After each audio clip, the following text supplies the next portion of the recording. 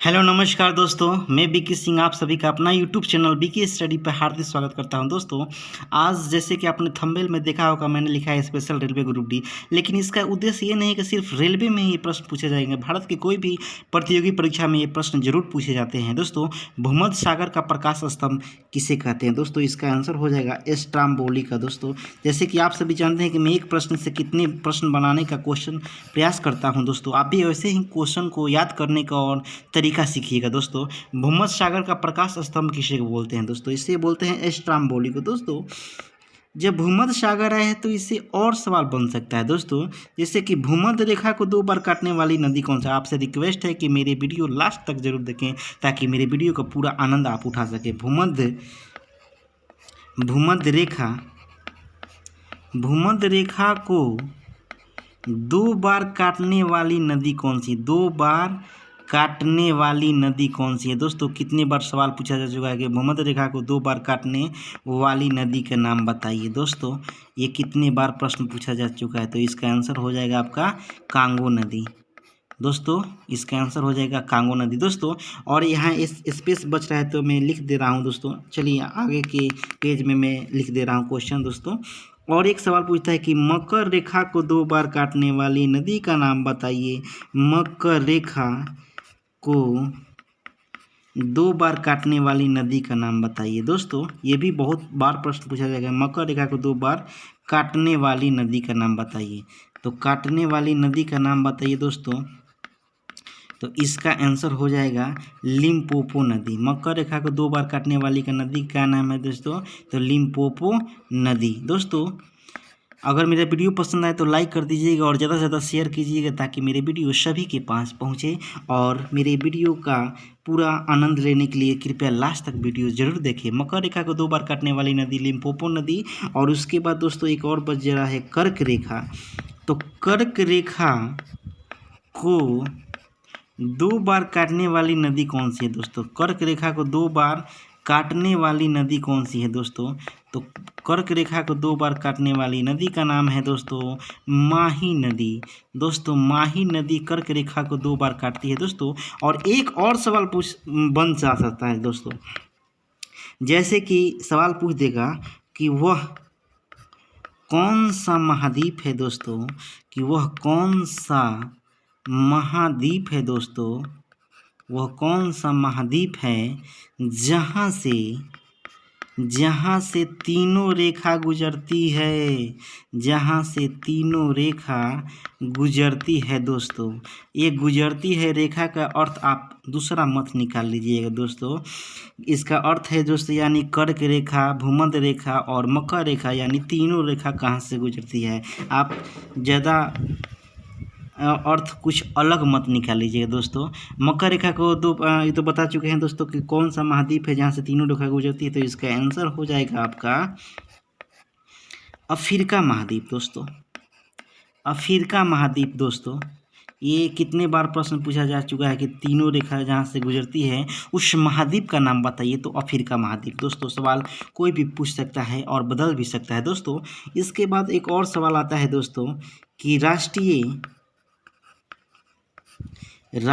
ध्वज, भारत के जो राष्ट्रीय ध्वज तिरंगा है, इसका डिजाइनर कौन था? भारतीय राष्ट्रीय ध्वज का डिजाइनर का नाम बताइए। दोस्तों, कितने बार प्रश्न पूछा जा चुका है दोस्तों कि भारतीय राष्ट्रीय ध्वज का डिजाइनर कौन है। दोस्तों, आपका यकीन नहीं है तो मॉडल पेपर उठाकर देख लीजिएगा कितने बार ये प्रश्न पूछा जा चुका है कि राष्ट्रीय ध्वज का डिजाइनर कौन है। दोस्तों, तो इसका आंसर हो जाएगा आपका पिंगली। दोस्तों, कितने बार ये पूछा जाता है? पिंगली वेंकैया है। दोस्तों, पिंगली वेंकैया है कौन? दोस्तों, राष्ट्रीय ध्वज। दोस्तों, राष्ट्रीय ध्वज आया है दोस्तों, तो भारत ने राष्ट्रीय ध्वज को कब अपनाया? और राष्ट्रीय ध्वज की लंबाई का अनुपात बताइए और चौड़ाई का, लंबाई तथा चौड़ाई का रेशियो बताइए, यानी अनुपात बताइए। दोस्तों, तो इसका लंबाई अनुपात चौड़ाई का रेशियो होता है दोस्तों 3:2। दोस्तों, कितने बार ये प्रश्न पूछा जाता है? रही बात कि भारत ने, एक और सवाल पूछता है दोस्तों कि आखिर भारत ने राष्ट्रीय ध्वज को कब अपनाया? ये तो सवाल इम्पोर्टेंट है कि भारत ने राष्ट्रीय ध्वज को कब अपनाया, ध्वज को आखिर कब अपनाया, कब अपनाया। बहुत ही इम्पोर्टेंट क्वेश्चन है दोस्तों कि भारत ने राष्ट्रीय ध्वज को कब अपनाया। तो इसका आंसर हो जाएगा आपका 22 अगस्त 1947 को।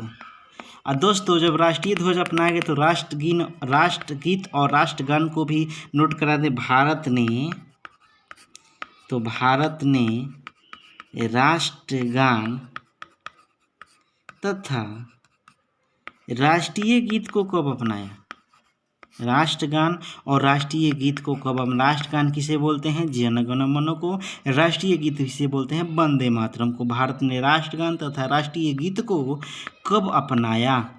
कब अपनाया दोस्तों, कब एक्सेप्ट किया?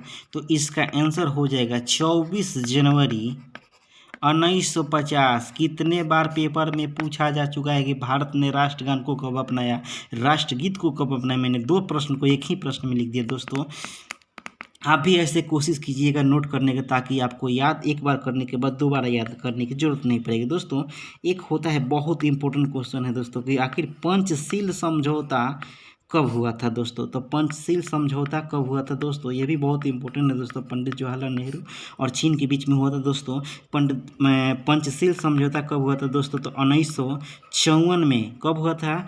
तो भारत और चाइना के बीच में दोस्तों, भारत और चीन के बीच में। इसी के समय एक नारा आया था, भारत और चीनी भाई भाई, लेकिन चीन ने गद्दारी कर दिया भारत के साथ दोस्तों 1961 में दोस्तों देखा जाए तो दोस्तों इसके बाद दोस्तों इसरो की स्थापना कब हुई थी दोस्तों? ये कितने बार परीक्षा में पूछा जा चुका है दोस्तों। इसरो की स्थापना आखिर कब हुई थी दोस्तों? तो इसका आंसर हो जाएगा 15 अगस्त 1969 को दोस्तों। कहाँ? तो बेंगलुरु में दोस्तों। कितने बार ये प्रश्न पूछा जा चुका है कि इसरो की स्थापना कब हुई थी दोस्तों। तो इसरो के अभी आया है, तो इसरो के 10वें नंबर के प्रमुख कौन है दोस्तों? तो इसरो के 10वें नंबर के प्रमुख का नाम बताइए। तो एस सोमनाथ जी हैं इसरो के 10वें नंबर के प्रमुख दोस्तों। कितने बार तो ये पूछा जाएगा इसरो के फुल फॉर्म बताइए। तो इंडियन स्पेस रिसर्च ऑर्गेनाइजेशन, भारतीय अंतरिक्ष अनुसंधान केंद्र दोस्तों। कितने बार ये प्रश्न पूछा जा चुका है कि इसरो की फुल फॉर्म बताइए दोस्तों।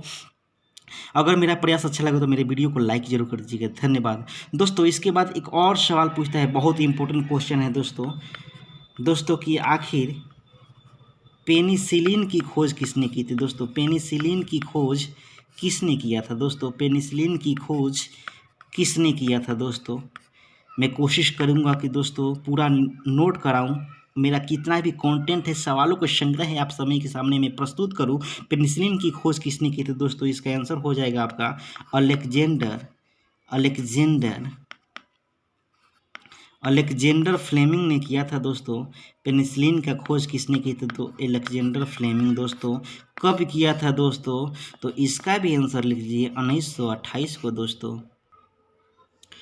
इसके बाद एक और सवाल बनता है दोस्तों कि आखिर ऑस्ट्रेलिया है जो दोस्तों, ऑस्ट्रेलिया के बारे में आप कुछ जानते हैं कि नहीं? हम आज बता रहे हैं दोस्तों। विश्व का सबसे छोटा महाद्वीप कौन सा है दोस्तों? तो ऑस्ट्रेलिया। तो ऑस्ट्रेलिया में घास के मैदान को क्या कहते हैं दोस्तों? कितने बार ये प्रश्न पूछा जा चुका है कि ऑस्ट्रेलिया में घास के मैदान को क्या बोलते हैं। तो दोस्तों ऑस्ट्रेलिया में घास के मैदान को बोलते हैं डाउन्स घास बोलते हैं। तो ऑस्ट्रेलिया में घास के मैदान को क्या बोलते हैं दोस्तों? तो डाउन्स घास बोलते हैं दोस्तों। और यहीं पे एक और सवाल नोट कर लीजिएगा दोस्तों कि अफ्रीका में घास के मैदान को क्या बोलते हैं दोस्तों? अफ्रीका में घास के मैदान को क्या बोलते हैं दोस्तों? तो घास के मैदान को अफ्रीका में क्या बोलते हैं? तो यहीं पे नोट कर लीजिएगा दोस्तों, इसे बोलते हैं वेल्ड्स। यानी दक्षिण अफ्रीका में घास को मैदान क्या बोलते हैं दोस्तों? वेल्ड्स बोलते हैं दोस्तों। अगर मेरे प्रयास आपको अच्छा लगे तो मेरे वीडियो को ज़रूर लाइक कर दीजिएगा दोस्तों। विश्व ओजोन दिवस कब मनाते हैं दोस्तों? विश्व ओजोन संरक्षण दिवस कब मनाते हैं दोस्तों? तो विश्व ओजोन संरक्षण दिवस कब मनाते हैं दोस्तों? तो इसे मनाते हैं दोस्तों 16 सितंबर को। 16 सितंबर को आखिर क्यों मनाते हैं दोस्तों? तो मॉन्ट्रियल प्रोटोकॉल हुआ था दोस्तों। कितने बार तो ये सवाल पूछा जा चुका है कि मॉन्ट्रियल प्रोटोकॉल का संबंध किससे है दोस्तों? तो मॉन्ट्रियल प्रोटोकॉल का संबंध यानी मॉन्ट्रियल समझौता का संबंध किससे है? तो दोस्तों ओजोन संरक्षण से। मॉन्ट्रियल प्रोटोकॉल कब हुआ था दोस्तों? तो 16 सितंबर 1987 में दोस्तों। मॉन्ट्रियल प्रोटोकॉल कहाँ हुआ था दोस्तों? तो कनाडा में दोस्तों। इसीलिए हम 16 सितंबर को विश्व ओजोन संरक्षण दिवस मनाते हैं दोस्तों। अगर मेरा प्रयास अच्छा लगे तो मेरे वीडियो को लाइक ज़रूर कर दीजिएगा दोस्तों। इससे और एक और सवाल पूछा जाता है दोस्तों, चीनी का कटोरा किसे बोलते हैं दोस्तों? चीनी का कटोरा किसे बोलते हैं दोस्तों? तो इसे बोलते हैं क्यूबा को दोस्तों। कितने बार तो ये सवाल पूछा जाए, चीनी का कटोरा किसे बोलते हैं? तो क्यूबा को दोस्तों। और दोस्तों एक और सवाल बहुत इम्पोर्टेंट है दोस्तों। तो विनिपेग झील किस देश में स्थित है? विनिपेग झील किस देश में स्थित है दोस्तों? तो विनिपेग झील किस देश में स्थित है दोस्तों? तो कनाडा में। कनाडा की राजधानी दोस्तों ओटावा में दोस्तों। और दोस्तों एक महान झील क्षेत्र में झीलों के पूर्व से पश्चिम क्रम में दोस्तों एक होता है सुपर मिशन है इंटीन दोस्तों। ये ट्रिक है दोस्तों, सुपीरियर झील, मिशिगन झील, ह्यूरोन झील, इरियल झील, ऑन्टियल झील, ये सब दोस्तों ये सवाल अब तक नहीं पूछा जा रहा है दोस्तों। अब सवाल कुछ चेंज कर पूछा जा रहा है। जैसे विश्व का पहला राष्ट्रीय उद्यान कौन सा है दोस्तों? सवाल पूछ देगा आपसे कि विश्व का पहला राष्ट्रीय उद्यान कौन सा है? विश्व का पहला राष्ट्रीय उद्यान का नाम बताइए ना। तो दोस्तों विश्व का पहला राष्ट्रीय उद्यान का नाम बताइए, और ये है येलोस्टोन नेशनल पार्क कहाँ स्थित है दोस्तों? तो अमेरिका में स्थित है दोस्तों। येलोस्टोन नेशनल पार्क कहाँ स्थित है दोस्तों? तो अमेरिका में। कब हुआ था दोस्तों? 1872 में। धन्यवाद, नमस्कार। मैंने प्रयास किया कि मेरा जितना भी कंटेंट है आपके सामने मैं प्रस्तुत करूं। अगर मेरा वीडियो अच्छा लगा तो मेरे वीडियो को लाइक कर दीजिएगा। धन्यवाद, नमस्कार।